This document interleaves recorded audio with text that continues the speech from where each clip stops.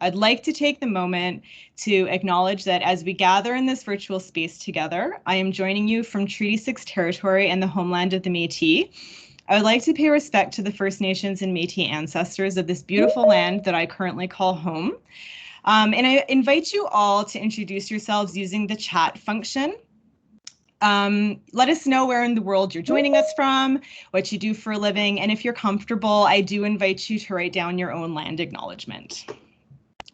So the purpose of the MECCE seminar series is to explore topics of relevance to the MECCE project. This includes knowledges and methodologies and policy and practice related to climate change, education, and communication. MECCE is a 6-year partnership project funded by the Social Sciences and Humanities Research Council of Canada, led by Professor Marcia McKenzie and hosted by CEPIN. We are a collaboration with over 80 partners working to improve understandings of what constitutes quality climate change education and communication, while also addressing the absence of robust cross-national data available from intergovernment and government target setting and progress monitoring. Today's webinar will focus on climate communication. Most approaches to climate change education and communication focus on the science behind climate change and its solutions. However, a growing body of multidisciplinary research is finding that knowledge of climate change is insufficient on its own to spur climate action. Rather, climate communication should link with the language and priorities of various audiences to spur the scope of collective action needed to address the climate crisis. We are very pleased today to be joined by George Marshall of Climate Outreach and Dr. Lucy Richardson of Monash University's Climate Communication Research Hub. They will be discussing the latest in climate communication and what lessons these shed on how climate change education and communication can more effectively represent data through storytelling and narratives. So we are recording the webinar today to share on our YouTube page, just to let you know. I ask that you please keep your microphones muted and your videos off to help preserve bandwidth and to reduce the amount of background noise that's happening as our presenters present.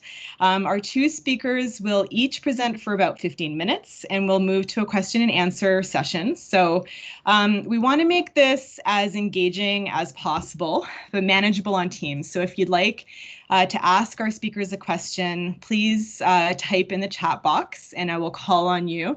You can raise the hand function to speak and then we'll unmute your microphone for you to ask a question during the Q&A session.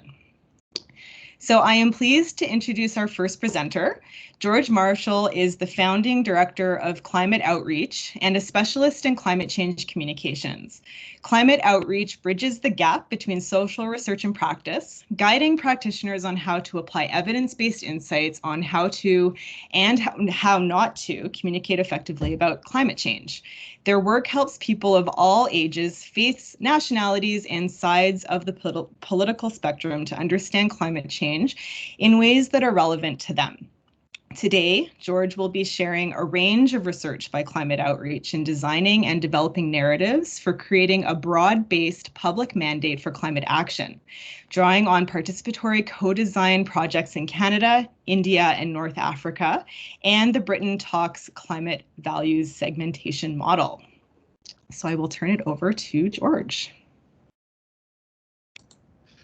Thank you so much, and it's a real honor and a privilege to be invited to talk with you. This is by necessity going to be something of a whistle stop, and sadly is not going to have as much detail as we would like, but I'm going to try and cover some of the ground ideas in this initial presentation. I want to start with some underlying principles of actually why public communications is important. People do have a right to know about climate change. This is not simply a technical debate between policymakers. People have a fundamental moral and legal right to know about what climate change is and how it will affect their lives. There's a moral case because we have to be making the case in policy arenas and in our own discussions that a lack of information amplifies the risks to people. Again, people have a right to know what's going to be happening to them in their lives, and that information should not be held back but should be actively shared with people. But also, we need to remember that people have a legal right to be informed. This provides all of the context for what I'm going to say today.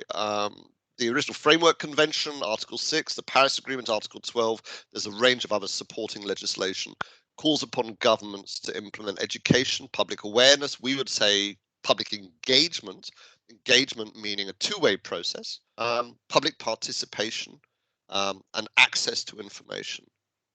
The failure to do that, and it has largely been a failure on the part of governments. Very few governments have well-organized, well-resourced public information campaigns. Has in itself been a problem, and it leads to things like this. This is part of the protests in Australia, which not only completely blocked of actually a very modest carbon pricing policy, but also contributed to the fall of the government, and has been a continuing mark on progress in Australia, which is a very where climate policy is completely inadequate at the moment. So why are we doing this, and why is this important? Because really, to meet our targets, we have to have a broad-based public mandate for collective and personal climate action. So when we're talking about narratives and communications, let's remember the objective. The objective is to find a way of bringing people together, building that public mandate, and giving them reasons for both collective and personal action. We cannot separate those two, because we cannot achieve any of the targets on climate change without very considerable personal action.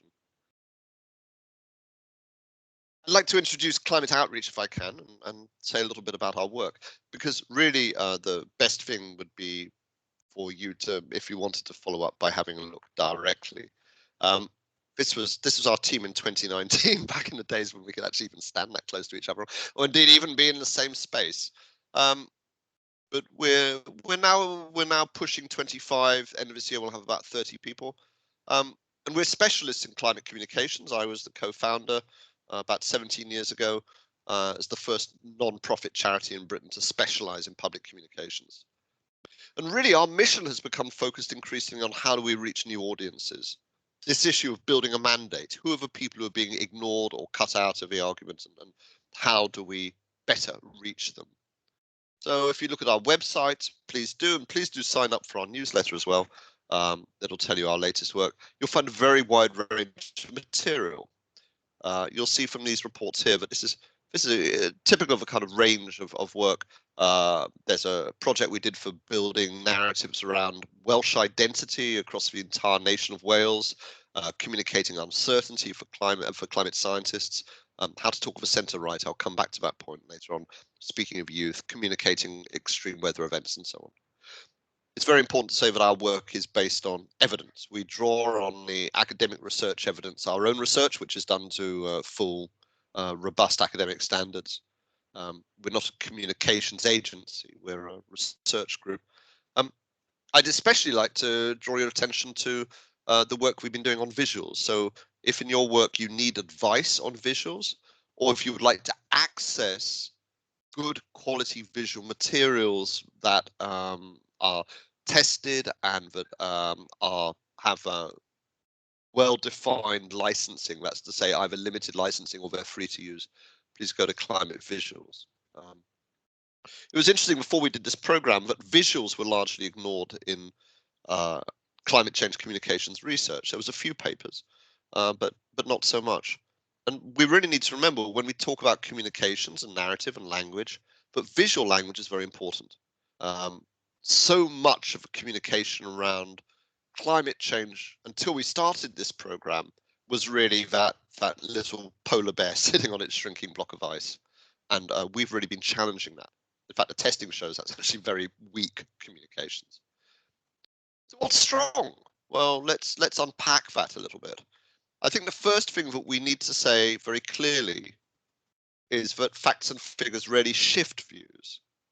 Now, they underpin people's views. I don't want to in any way undermine or denigrate climate science. It's critically important. Policy and the entire understanding of climate change is underpinned by that science.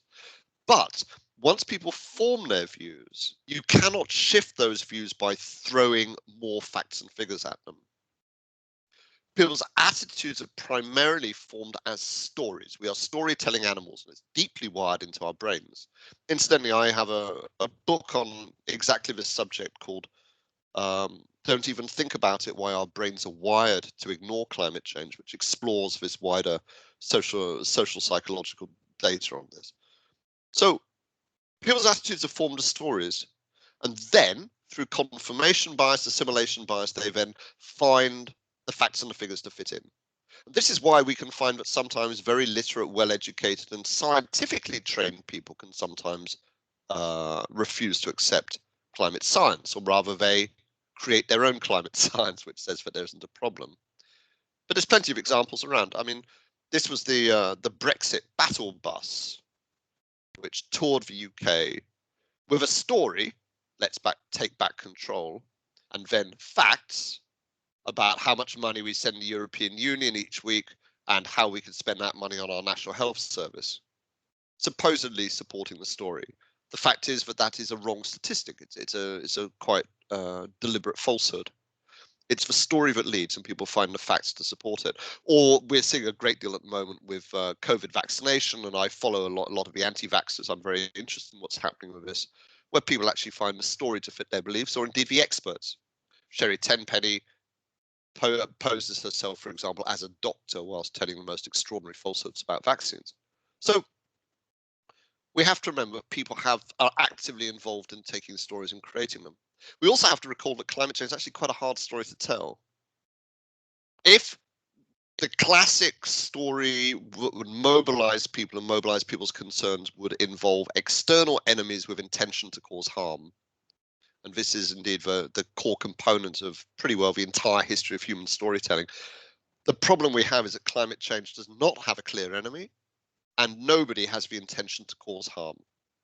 And so we have to find a different story, which is based around facing a collective problem, coming together and feeling proud about who we are. Let's consolidate what I just said. So this is from a report we've been advising the IPCC on their public communications. And we'd say to them, climate change is understood and believed as a socially constructed narrative, so shared between people, conveyed by trusted communicators, and it's a narrative that reflects their identity and validates their values. And we say to the climate scientists, your science is based on peer-reviewed evidence, experiments, hypotheses that have been tested. Well, it's exactly the same with climate change communications. In fact, if we take what I just put up on that slide and we try to construct a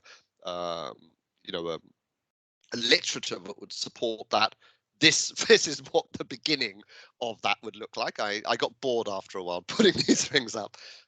You get a sense there's a lot of peer-reviewed literature on it. I've got sitting next to me on the table, actually, I've got the 3 massive volumes. That's just one volume there of the Oxford Encyclopedia of Climate Change Communications.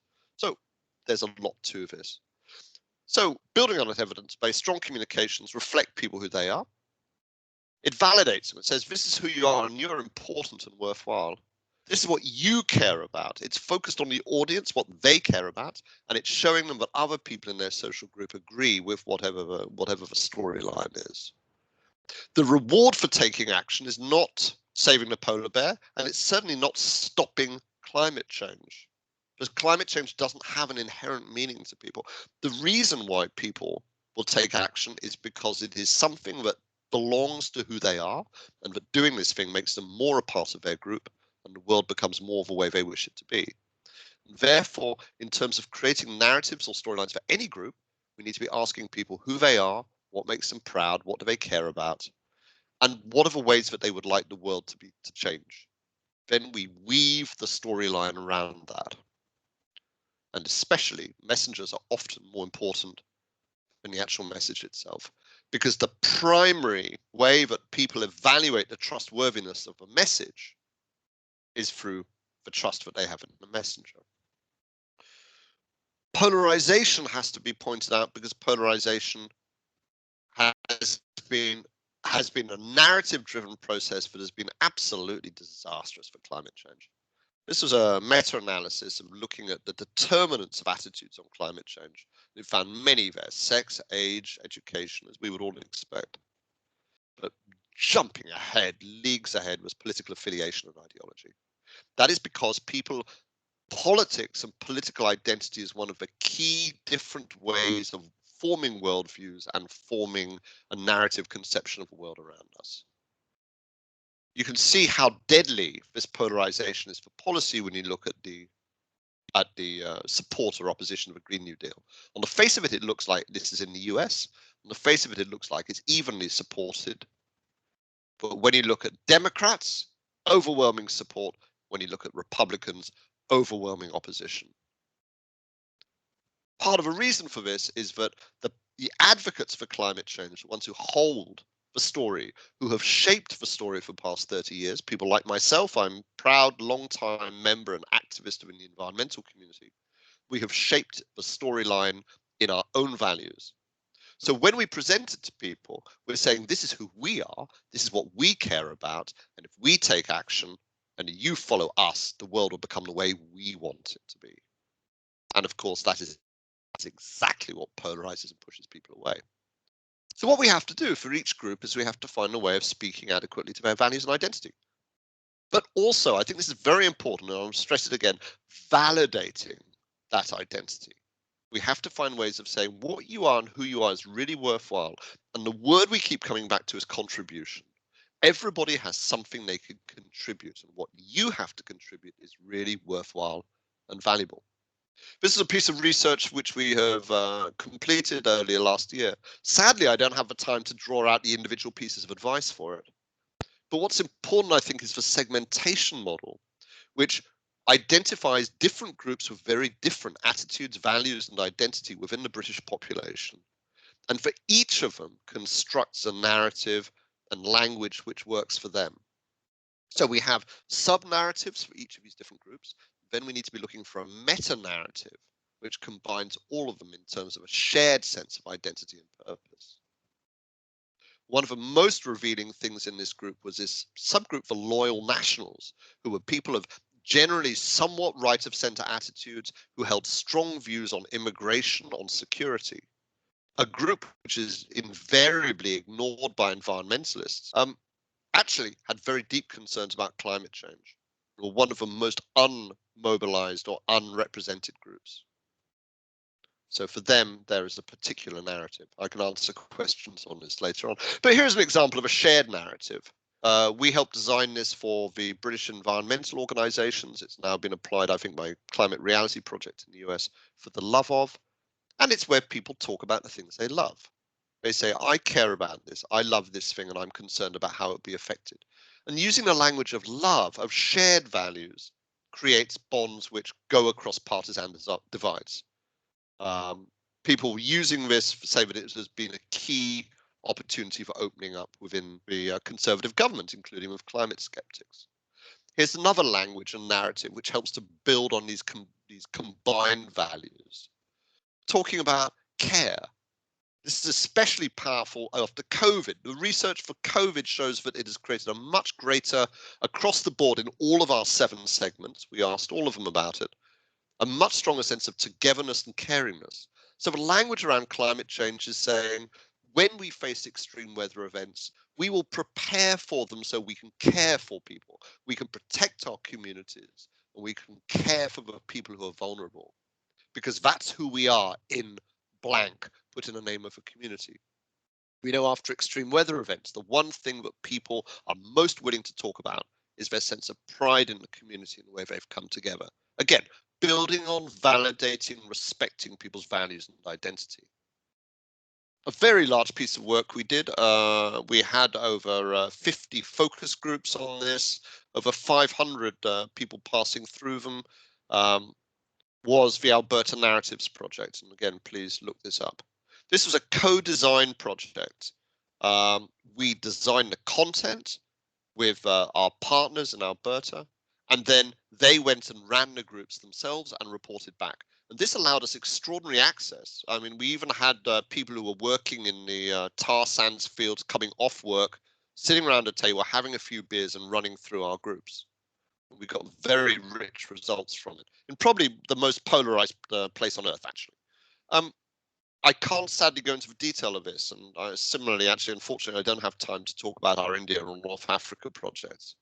But they all basically followed the same methodology: co-design, participatory research, of having the people who are invested in communities going and doing the research and reporting back. I'll just share one finding because I think it's very relevant, because I thought this is very interesting. And incidentally, we found this in North Africa, in 3 countries across North Africa, India, and in Alberta.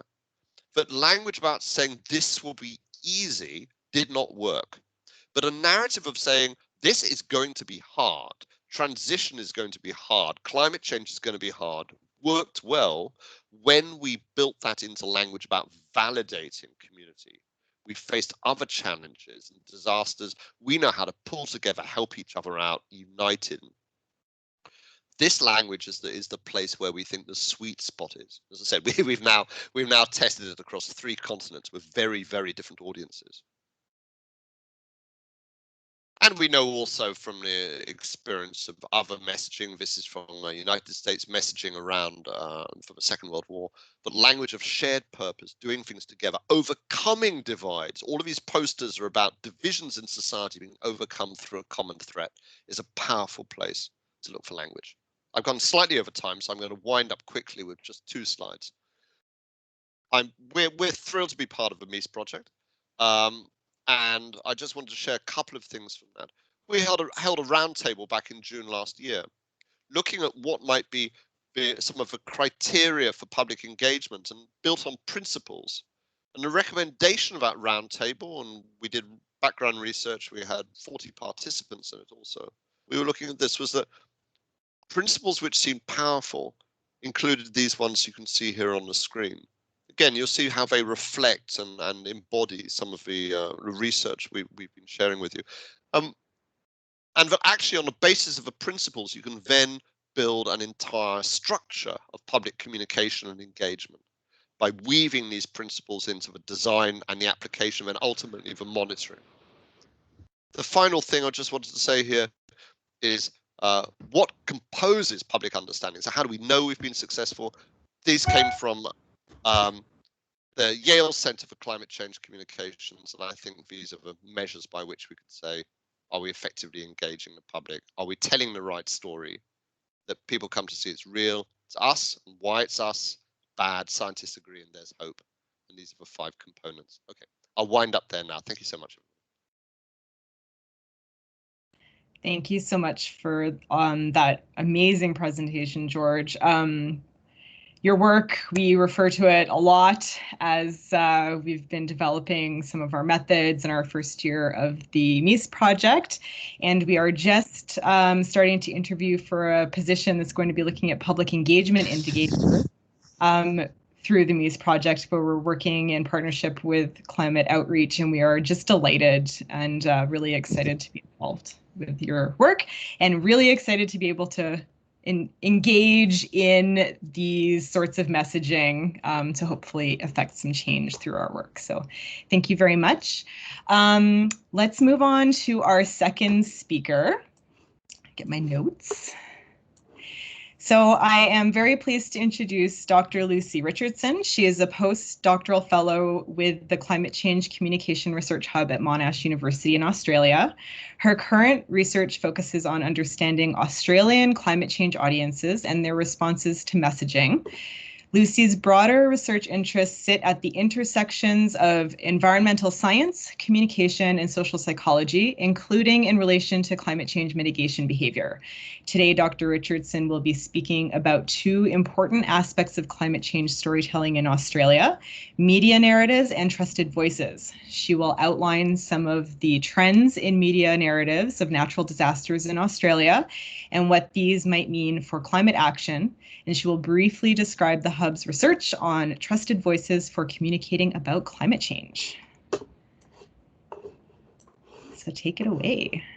Oh, and David, thank you for joining us. Sorry, would you mind turning your video camera off so we can give Lucy the full screen?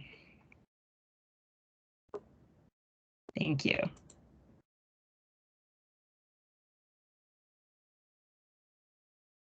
Thank you. Lovely to meet you all. I'm actually presenting this in the lands of the Guyabal and Jarrawa people in Queensland. I'm actually not in Melbourne today, but I will share my screen so we can get started. Okay. So as Nicola said, I'm going to speak about some of the media narratives we've been seeing here in Australia, particularly around extreme weather events. And we'll talk about trusted voices and how that we've been testing some of those in our programs. So the two fires that the media studies were done for was the Black Saturday fires, which spread across Victoria in 2009, and the Black Summer fires that you may have seen in the news more recently, which actually affected all of the states and territories of Australia. We'll be looking at some of the links that they made with climate change and any denialism that was present in those stories, narrative framing, and a little bit about the implications there are for climate action in that space. And then those trusted voices, looking at who they are in Australia and some of the projects that used to test that. So the two bushfire studies, this study was done by some of my colleagues at the Climate Change Research Hub that I work at. And what we found, so the Black Saturday fires were smaller. They didn't last as long and they didn't spread as far as the Black Summer fires. And so the number of articles that we found were actually fewer for that one. So it was only over a few days, and we found about 3,500 articles. But of those, only 5% of those articles actually talked about climate change in any way. In comparison to the Black Summer fires more recently, where we actually found that nearly 50% of the articles actually talked about climate change in relation to the fires, which is a substantial difference, which is fantastic to see that trend. In terms of the actual coverage of the science, so we did code this, each of the articles around whether or not they were accurately representing climate science. So that was a range of things. It could have been talking about the rising emissions, the secondary impacts on health, etc. Lots of different aspects of the science that they may have talked about. And then the denialism are those articles that actually don't represent the science accurately. They might be denying that climate change is happening, or that it's not caused by us, or that it may even be beneficial in some instances. And you can see there the actual amount of denialism back in 2009 was around 20%, and it dropped dramatically by the time we hit these Black Summer fires. We are seeing in the general population rising levels of acceptance of climate change, although the acceptance of the anthropogenic causes are a little bit slower to catch up. So that was a fantastic trend to see, less denialism and a lot more coverage of climate change, but there was actually less science being presented, which was also quite interesting. So this is just another way of looking at these media coverage.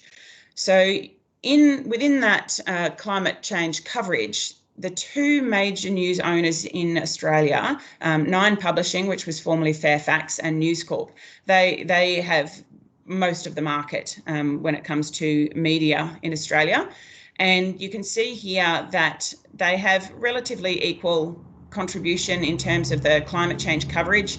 It did increase though. Nine Publishing took up a larger slice of the climate coverage when we hit the more recent times, which is great. So they're actually making more connections and getting more articles out to the community to mention climate change in relation to these events. But if you look at the denialist coverage, the News Corp organisation tends to be the majority of that denialist coverage.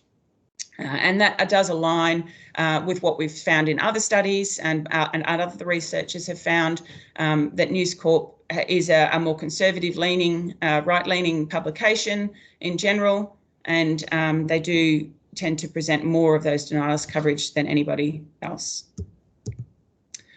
If we look at the experts that they drew upon, so going back to what George was talking about those trusted voices, we can actually see that the experts that were most commonly referred to in all of these were actually politicians.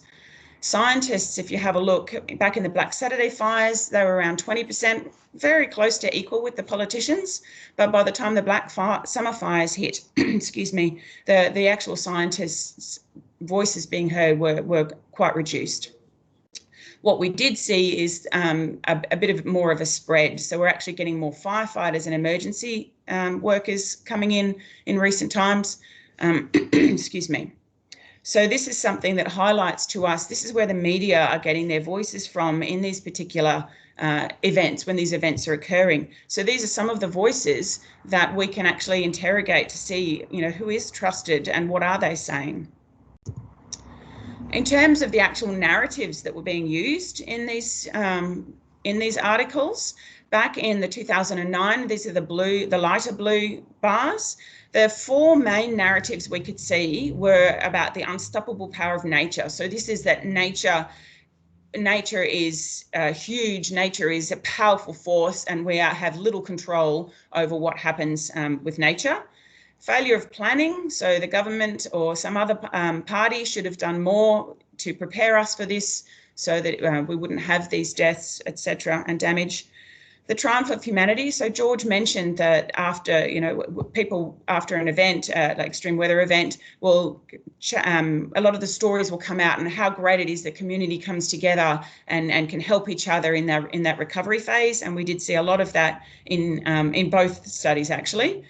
And human deviance pops out in those, and that instance in the in the bushfire instance, that was about arsonists, and typically that was actually a distraction technique because in most cases they were not arson caused, and so it is a bit of a distraction technique that is often used by the more denialist media to distract from the climate change space.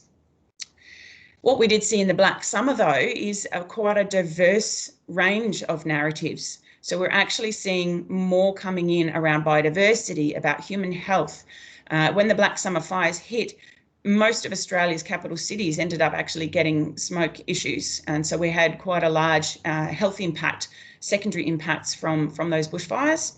And so we started to see these new ones coming in. We did see some distractions around things like narratives around out of control protesters, because there was a climate protest that occurred during the Black Summer fires when our Prime Minister was on holiday elsewhere having a wonderful time.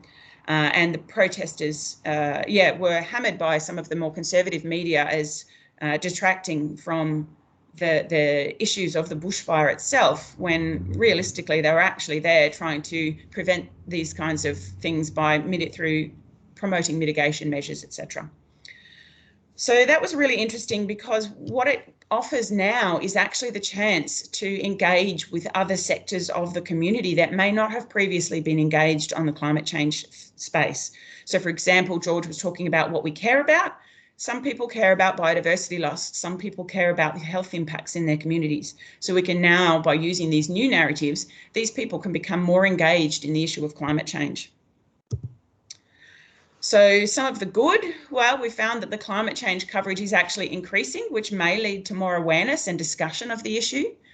We saw that the narratives were diversifying and may engage some of those previously disengaged audiences, and that denialist coverage is decreasing. In some of our other studies, we did actually look at how that was being framed, and we found that when denialist voices are actually being heard, they're often being framed in context. So they will actually be basically introduced as someone who denies climate change, and they are not the main narrative, but more of that false balance where we're trying to say give equal voice to the voices. Well, they do sometimes say, hey, this person has a different perspective, but they do put it in the context that climate change is actually occurring.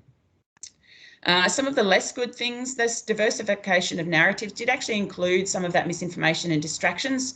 So focusing on things that were not either incorrect or were not the core focus where we should be looking at. And this could lead to inappropriate policy choices if we're actually focusing on arsonists when we should be focusing on climate change, for example.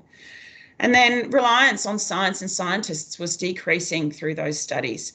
So this may suggest that people have moved on, and yes, we accept it and it's time for policy talk. But without those science voices, we could be reducing public understanding that relates to the appropriateness of policy options. So just because we accept that climate change is happening doesn't mean we necessarily understand how our policies may connect with those issues and actually help address climate change. So just looking at some of the trusted voices, excuse me. So our research hub has done a range of different surveys looking at who Australian audiences trust to speak on climate change. And overwhelmingly, we find that scientists pop up as the top voices here. And we do find that farmers are also really high up there. We get pretty much the same order in each of our surveys. And as you can see, the politicians are actually the least trusted to speak on climate change, which is a really important thing considering they're the ones being given the most airtime in these media articles, and the scientists' voices are actually reducing. So we've actually got this inversion of this trust chart is what we're sort of seeing. We are seeing firefighters becoming more spoken in these interviewed in these articles, which could be a really good thing if the firefighters were actually introducing climate change concepts and we need to mitigate, et cetera, as part of their discussion and their narratives within those. So a couple of these groups we've actually been testing as trusted voices through some of our programs. So we have a couple of projects here that I'll talk about that have been running for a while now and are in evaluation processes. So the first one is actually having weather presenters speaking about climate change in their presentations each evening. So we have, it was launched back in 2018. But since then, we've now got presenters in every Australian state, and over 350 broadcasts have been made that show people issues, things such as the trends in hot days, the trends in rainfall. It varies depending on what's topical at the time with regards to the weather.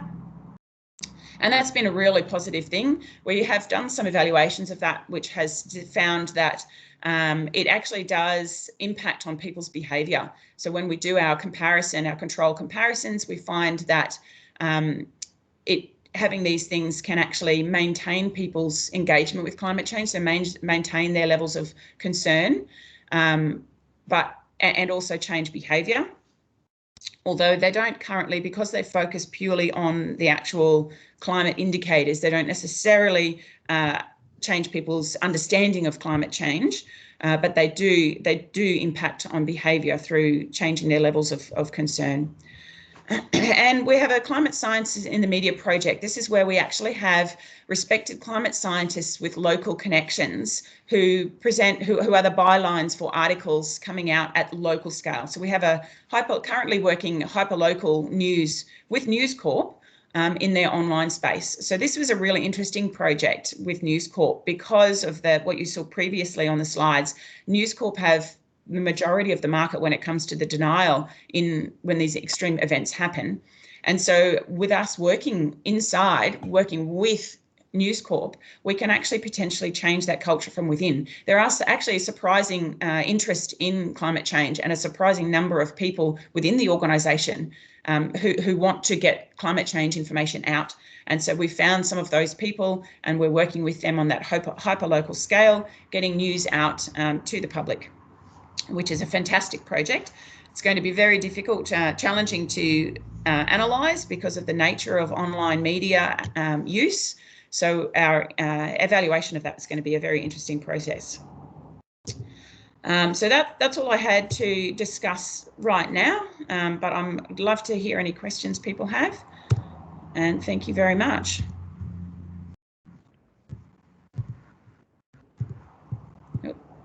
Stop sharing. There we go.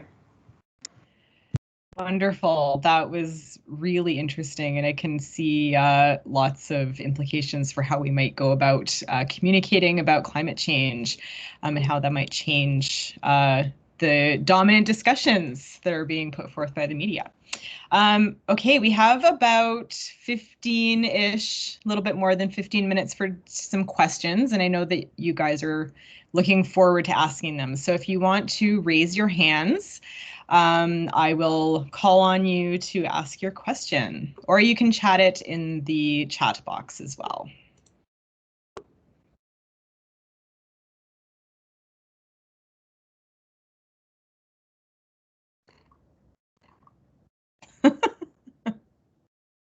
Anybody? I can ask a question. to get us rolling. And then I see there's a hand up now. Thanks so much to both of you for your presentations. Those were both wonderful. Lucy, I noticed you were saying quite a lot is focusing on understandings of climate change still, and the importance of getting scientists out and sharing kind of the facts of climate change. And I just wondered, putting that kind of into conversation with George's emphasis on the barriers or the inability of facts and information to really shift views, and that it more being a matter of connecting with people's values and priorities, and just how you're grappling with that in your work, or the implications of that, just to kind of connect those pieces a little bit. Yes.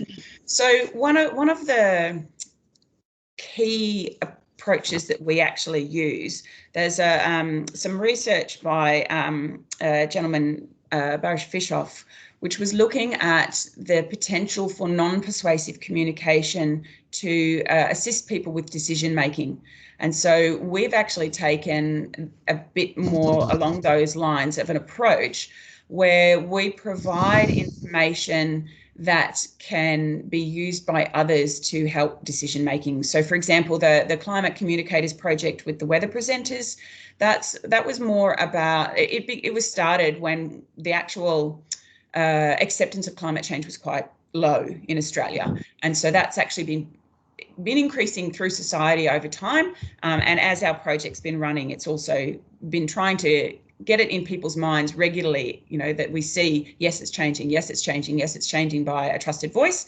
And so we're actually seeing that acceptance has been rising. We haven't, in that program, it hasn't been talking about, what you can do or how you can engage particularly. It was specifically focused on raising that acceptance level. So that had a slightly different focus. And the articles that we do in the news now, they're more educatory again. So it's more about here's the information that you can choose to change behaviour. We haven't necessarily been taking the more kind of activist engaging kind of space at this stage. We are working with groups such as the AFL Football League in Australia. So we're just starting a program with them because they want to work with their fans and members.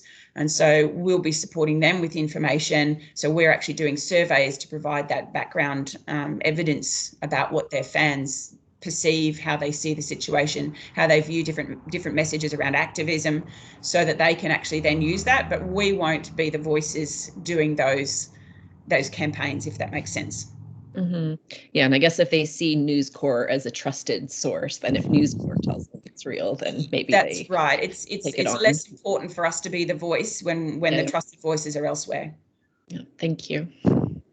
George, did you have a question or something to? Yeah, I had a little bit of feedback. I'm really excited about the idea of working with AFL. I think anything in sports networks have always been interesting. I didn't mention in the presentation, faith networks are also very powerful. Maybe less so in countries like Australia, although I know that evangelicals have an interesting political hold in the Liberal Party in Australia. But that's very interesting. I mean, I think that's the kind of approach, is to say, are there constituencies that could be reached in new ways by communicators, trusted communicators within that breaks it out of this constant media constructed argument between, the deniers and the activists and the politicians. I had a couple of things I wanted to say, but it was interesting to me that there was so little coverage from health professionals, which, as your trust figures shown, we know very well are well trusted, and yet you were scarcely, I think, showing 1% of coverage from that. And we know that if we can take climate change out of this environmental box and have it talking about health or economy or way of life and so on, we get much better traction. And the other thing which I thought was interesting, and it always is interesting with fires, is how the idea of going back to my point of an enemy with intention to cause harm, of a deliberate arsonist, is so appealing. And in my own research, I spent time interviewing people who had extreme fire events, and they were really prepared to talk and create quite spurious arguments about arson, but were not prepared to talk about climate change as the ultimate cause. In other words, there's this sense of a compelling narrative which can just suck people into it because climate change is challenging. Your mention of the health system, interestingly enough, the Climate and Health Alliance here in Australia have actually recently done some survey work looking at what the medical profession sees around their perceptions and perspectives. They're interested in engaging with climate change as messengers. So there is likely to be something happening there here through that Climate and Health Alliance in the near future. Very interesting. We have a question from Bethany next. Hi, everyone. Thank you, George and Lucy, for your presentations. I was just really interested in also the trust graph and seeing that farmers were second on that list. I grew up in a farming community in rural Australia. And often when I was growing up, there was a lot of argument between, like, farmers felt quite, in my community, felt quite attacked, I think, by people in environmentalists. There was this, just became this real divide. And I'm just interested that they've moved up the trust scale. And is that because I always had this sense that we were all arguing the same things, but just using different language. And as soon as people use the word climate change, that's when farmers felt like they were being attacked, when it wasn't really the case. I wondered why you think that's coming from, that increased trust in farmers. And is it because we're just finding more shared language and shared values to talk around this stuff, a little bit like George was talking about?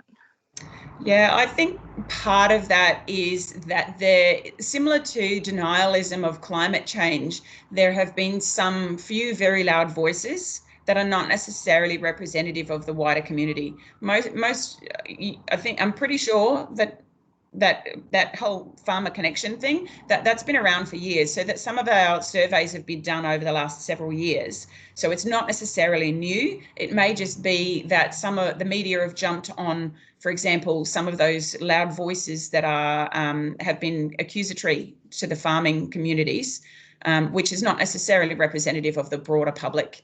And so it's good to see that support. There is some differences in terms of whether or not those farmers are actually accepting climate change and speaking about that in that way. So as trusted voices, they could also be trusted if they were saying that climate change wasn't real. So that's where some further research needs to be done to understand that. There has been research that shows that older farmers who have been on their property for a long period of time tend to be less accepting of climate change as occurring. Maybe that's part of that personal challenge that it's a very hard thing to think about, so we don't think about it. It's hard to say. Does that help? Yes, it does. Thank you. Really interesting. Thanks.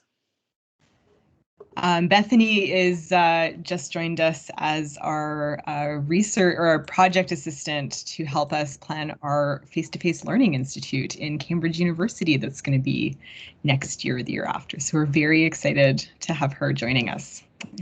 Okay, next question is from Frank Niepold. So wonderful to be with you today, and wonderful presentations. One of the things we're looking at in the United States is especially related to the ACE national strategies and how we have robust activities in the United States related to these subjects and a whole range of things. But what we don't have is a coordinated kind of pincer move. And this is one of the things that's starting to emerge, that we have broadcast meteorologists doing really impressive work on climate change. We have public campaigns, we have youth work, we have this. What we don't have is it's not generating signal. Ed Maybach has been doing some interesting work on his media work, looking at, can you actually make interventions that have enough dosing that counteracts the intentional misinformation campaigns that are very rampant in the United States. And one of the theories is that if you activated more of these types of interventions in concert, you might start to triangulate a signal that changes the conversation in communities more effectively. So it's like, you're getting not just a messenger, but you're getting a series of messengers coming from a different perspectives using different theories, but they're all contributing the same theory of change. Does that hold water in your experience? Both of your perspectives would be helpful here.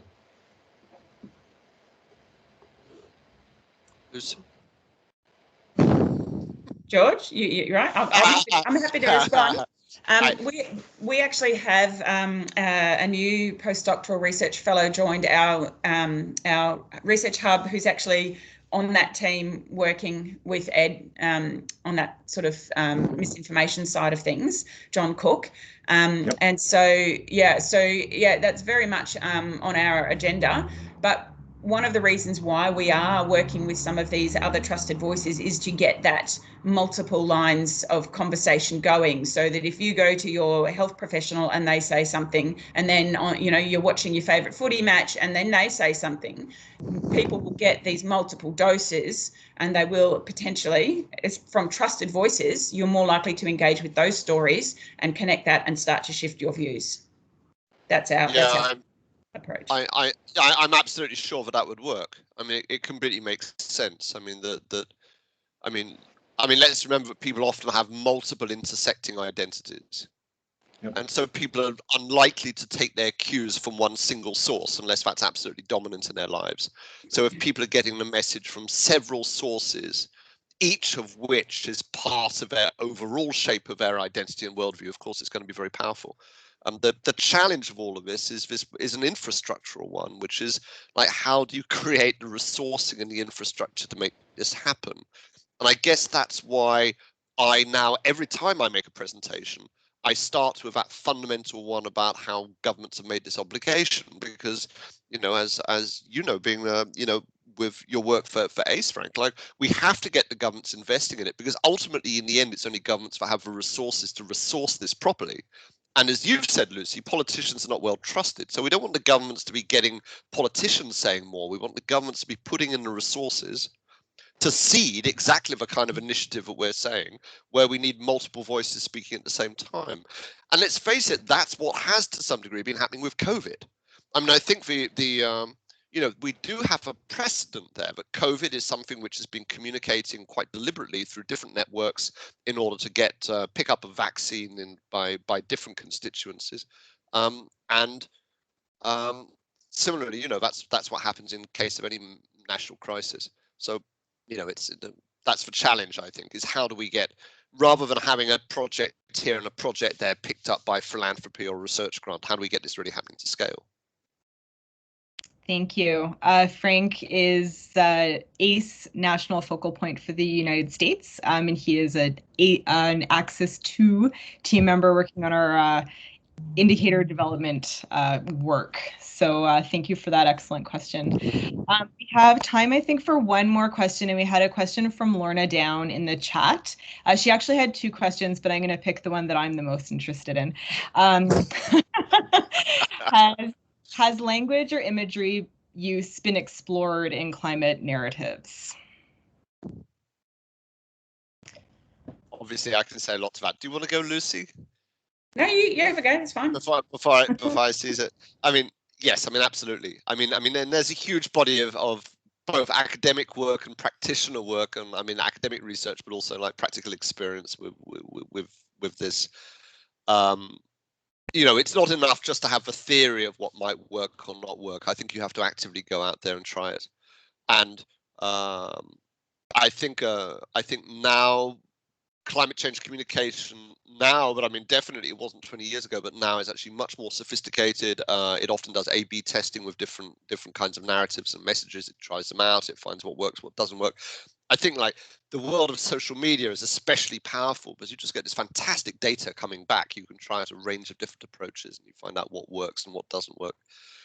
I think the truth is, and again, I waved these like massive volumes of this encyclopedia I have here. I mean, the body of research of what works and what doesn't work is strong and powerful. And it goes back, I guess, to the point I was saying to Frank. It's about how do we scale this now? How do we get the resources going into going into trying it out, recognizing that ultimately we need an iterative approach. It's not just a matter of there isn't some magic bullet. You know, as I said, this is a hard story. We need to be constantly working on it and changing it. And once it comes alive, if we can energize communicators, they will take hold of it and shape it in any case. I think that's part of it. So I definitely don't want a top-down approach where you say, we've done the message testing, now you go out and do it. But rather, how do we enable people to co-design and co-create and share it? How do we make it happen? Yeah, let's see.